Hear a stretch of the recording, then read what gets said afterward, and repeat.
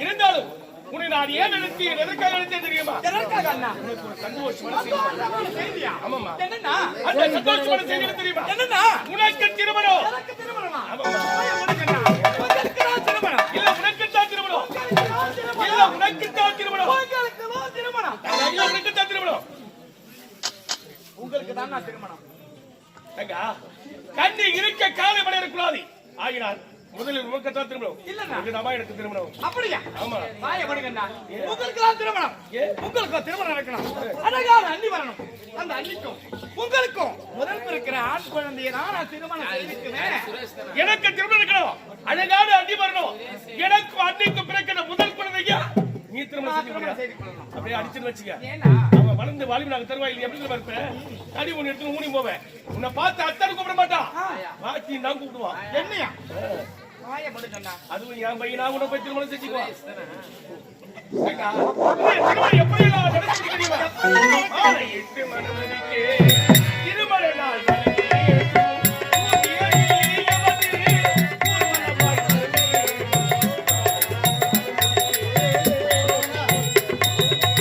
மாலையிட்டு மனம் முடிக்க திருமண நாள் வர வேண்டும். ஊதியை அமர்த்தி ஊர்வலமாய் வர வேண்டும். மாலையிட்டு மனம் முடிக்க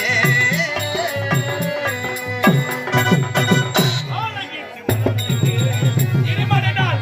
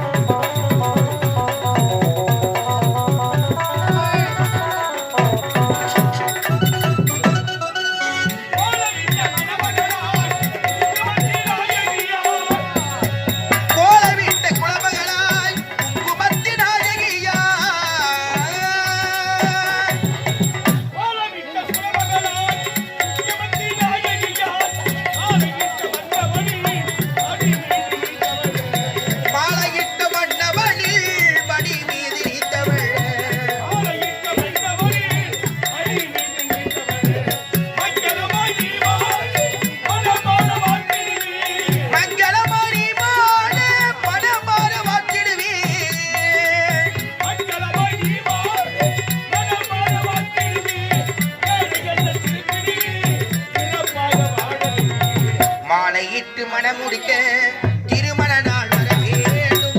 ஊதியை அமர்த்தி ஊர்வலமாய் வர வேண்டும்.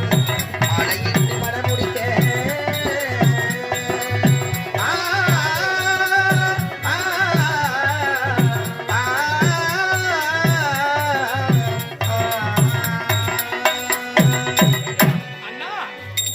உனக்கேற்ற ஆடவனை பார்த்து திருமணம் முடித்து விட்டால் கடமையே முடிஞ்சிருமா?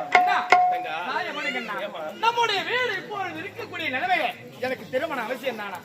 ஒரு வழிக்கு தாங்க மாட்டேங்குது. நம்முடைய கூற வீடு இருப்பதை வைத்து சிறப்போடு வாழும். அண்ணா தங்க கூற வீட்டுல இருந்தா திருமணமே நடக்கூடாது. உண்மைதான் அண்ணா. ஏமா அப்பொழுதெல்லாம் சொல்லுவாங்க 5 சவரம் 10 சவரம் போட்டு கல்யாணம் பண்ண சொல்லி. இப்பொழுது நகை வைக்கிற விலைக்கு எனக்கு எத்தனை சவரம் போட்டு நீங்க திருமணம் செய்வீங்க? 93 சவரம் விலை கம்மியா தான் விக்குது. எவ்வளவு விக்குது? 1,15,000 கம்மி தானே? எத்தனை சவரம் கட்டல போடுற? அப்படியா? ஆமா. எனக்கு 30 சவரம் வேணும்னா. 30 சவரம்? ஆமா. தங்க 50 சவரம் போடுறேன். ஆமா. சரி சரி. ஆமா. தங்க நீ ஏமா கவலைப்படுற? நீ கட்ட புடவையோட வந்தா போதும். சிறு வரிசையா தேவையில்ல தொழிற்காரி என்ன திருமணம் செய்து கொள்ள. ஆமாமா. யாருன்னா? யார் தெரியுமா? நம்முடைய தாய் மாமன் மகன் சேகர்மா. முகத்தூர் சேகர், இந்து சேகர். தங்க உனக்காகவே திருமணம் செய்வதற்காக காத்து கொண்டிருக்கார். அப்படியா? மனநாள் குறித்தால அதுவே போதுமா? அப்படியா? ஆமா. அப்போ திருமணம் என்றால் மோட்டார் சைக்கிள் கேட்பாங்க, ஆமா. ஒரு கார் கேட்பாங்க. இப்போ இருக்கிற விலைவாசி நீங்க என்னன்னா எங்களுக்கு கொடுப்பீங்க? என்னமா வேணும் கேளுமா எடுத்துறேன். ஏங்க உனக்காக எதை கேட்டாலும் நிச்சயமா நான் செய்து கொடுப்பேன். அப்படியா? ஆமாமா. உங்க திருமணம் எப்படி நடக்கும்? எப்படி நடக்க வேண்டும்? வீதியெல்லாம் பூ பந்தல் போடணும், பச்சை வாழைமர தோரணங்கள் ஆடணும். வீதியெல்லாம் பூப்பந்தல் போடணும், பச்சை வாழைமர தோரணங்கள் ஆடணும். வீதியெல்லாம் பூ பந்தல் போடணும், பச்சை வாழைமர தோரணங்கள் ஆடணும். காரி வச்சு அழைக்கணும், கச்சி ஏறி வைக்கணும்.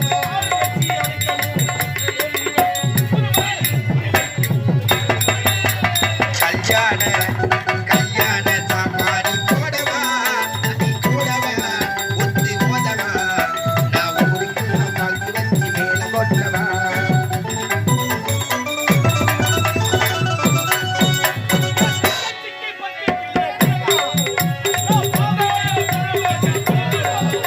என் தங்கச்சிக்கு 10 புள்ள பிறக்கணும், அதுக்கு பாவாடை சட்டத்துக்கு கொடுக்கணும்.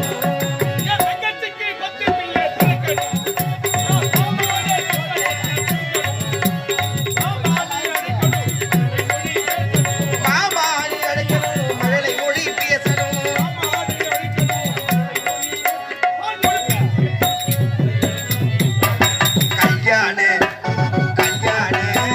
கல்யாண சாப்பாடு போடவா, தம்பி கூடவா, ஒத்து போதவா, நான் ஊருக்கெல்லாம் பார்த்து வச்சு மேல கொண்டவா.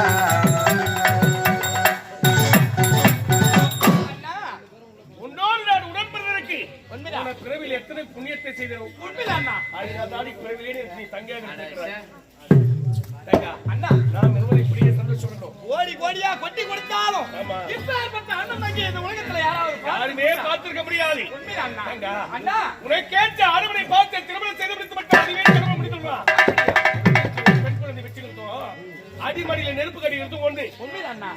காலத்தில் எதாவது எப்பொழுது செய்யணுமோ தெரியும் தெரியும். அப்படியா? அதன் பிரகாரம் உனக்கேற்ற ஆணவை நான் பார்த்து விட்டு நான் எப்ப சொல்லணும் அப்ப தாலி இருந்தா அதுவே போதும். எப்பொழுது நீங்க சொல்றீங்களோ அப்பொழுது வந்து நான் கழுத்தை நீட்டினா அதுவே போதும். தங்கா, அண்ணா, இருந்தாலும் இருந்தாலும். வேகமாகி வச்சு உண்மை. வேலைக்கு போகிறோம். சாப்பாடு இருக்காமா? சொல்ல மறந்துட்டேன்னா. ஏமா?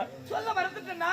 அண்ணா, நேற்று இரவு வீட்டு பாடம் எழுதும் பொழுது அரிசி சேர்ந்தது உங்களிடம் சொல்ல மறந்துட்டேன்னா. அப்படியே அடிச்சனு வச்சுக்க. என்னன்னா? அரிசி நேத்தே காலியாகி போச்சா? ஏமா? காலி ஆகிறதுக்கு முன்னாடி சொன்னாங்க அரிசி வாங்கிட்டு வர முடியும். நேத்தே சொல்லியிருந்தா வேலைக்கு போயிட்டு வரும்போது வாங்கிட்டு வந்துருப்பல. உண்மைதானா? காலியான பிறகு சொன்னா எப்படிமா? அவர் எண்ணிருக்காண்ணா. வீட்டு பாடம் எழுதினார் சொல்ல மறந்து விட்டேன். ஆமாண்ணா. சரி, சாப்பாடு இல்லைன்னு பரவாயில்ல. குடிக்க தண்ணியாக இருக்கா? அண்ணா, என்னம்மா? அதிகாலையிலே சென்று உலக்கரையிலே தண்ணீர் எடுத்து வரது கூட மறந்து விட்டேன்னா. நேரம் என்னாச்சு? 10 மணி 10 மணி ஆக போகுது. உண்மைதாண்ணா. இவ்வளவு நேரமா தண்ணி கூட எடுக்காம என்னதான் செய்றேன்? ஏமா? பாக்குறவங்க கேவலமா பேச மாட்டேன். எவ்வளவாக சொல்வாருங்க? பெற்றெடுத்த தாய் தந்தை இருந்து வளர்த்திருந்தா அந்த பெண்ணு ஒழுங்கா தான் இருப்பா. உண்மைதாண்ணா. அண்ணனுடைய வளர்ப்பு வளர்ந்தா ஆகினால் தான் அடங்காமத்திரிதான் சொல்வாங்க. உணவாய 3 நாள் ஊழலாம். ஊர்வாய ஊர்வாய மூடவே முடியாது. உண்மைதாண்ணா. நாட்டு மக்களும் ஊர் மக்களும் பெருமையா பேசுற மாதிரி வாழுமா? சரி, நீ சென்று குளக்கரைக்கு தண்ணி எடுத்துட்டு வா. நான் வேலைக்கு போயிட்டு வரும்பொழுது கண்டிப்பா அரிசி வாங்கிட்டு வரேன். அப்படியா? ஆனால் ஒன்று, ஆனா குளக்கரைக்கு போயிட்டு தண்ணி எடுத்துட்டு வரும்பொழுது தண்ணி எடுக்கும் பொழுது கீழே குடிச்ச தலையை நிமிராம போகணும். அப்படியா? ஆமாமா. ஏன் தெரியுமா? நாட்டுல நிறைய கட்டு பசங்க மொட்டை பசங்க அதிகமாயிட்டாங்க. யார் வீட்டு பொண்ணு எப்ப ஏமாறுவா எப்ப தள்ளிப்பலாம் பார்த்துட்டு இருக்காங்க. ஆகினால் கீழே குனிஞ்ச தலை நிமிராம போகணும். என் அண்ணனுக்கு எப்பொழுதுமே 27 தடவை பெருமைதான் தெரிஞ்சிடணும். செல்வத்தை நான் உனக்கு